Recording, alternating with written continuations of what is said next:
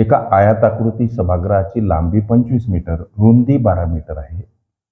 तर 50 सेमी बाजू असलेल्या एकूण किती चौरसाकृती लाद्या सभागृहात बसतील? मित्रांनो, सूत्र मग हा सोडवलेल्या प्रश्नासारखाच हा सुद्धा प्रश्न. करायचं काय? सभागृहाचं क्षेत्रफळ भागीला लाद्यांचं क्षेत्रफळ. हे सभागृह मित्रांनो आयताकृती आहे, म्हणून आयताचं क्षेत्रफळ यूज करा भागीला या सभागृहात ज्या लाद्या बसवायच्या ह्या लाद्या चौरसाकृती आहेत असं गणित म्हणते. म्हणून छेदस्थानी चौरसाचं क्षेत्रफळ अर्थात बाजू गुणिला बाजू ही माप या सूत्रामध्ये टाका.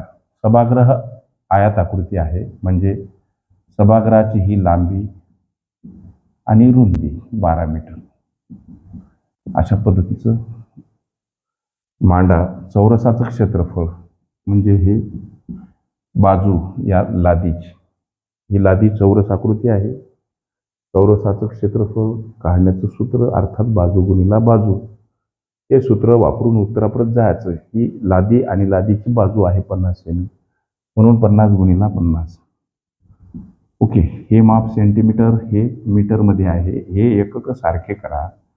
25 मीटरचे 2500 सेंटीमीटर आणि 12 मीटरचे 1200 सेंटीमीटर, कारण तर एका मीटरमध्ये 100 सेंटीमीटर असतात. म्हणून छेदस्थानी लाद्यांचं हे माप ऑलरेडी सेंटीमीटरमध्ये दिलेलं आहे.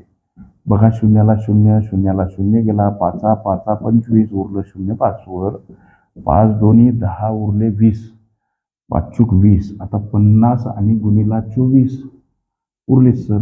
आता हे शून्य अगोदर घेऊन तो 5 चूक 20 2 5 दोन्ही 10 2 12, 1200 लाद्या मित्रांनो या सभागृहात बसतील. पर्यायात उत्तर काही दिलेलं नाही.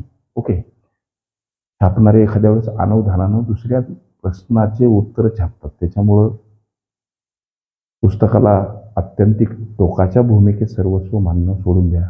ओके, पुस्तकांना घडवणाऱ्या सरस्वती माता तुमच्या हृदयी बसलेल्या आहेत. प्रस्तुत प्रश्नाचं उत्तर 1200 लाद्या सभागृहात बसतील.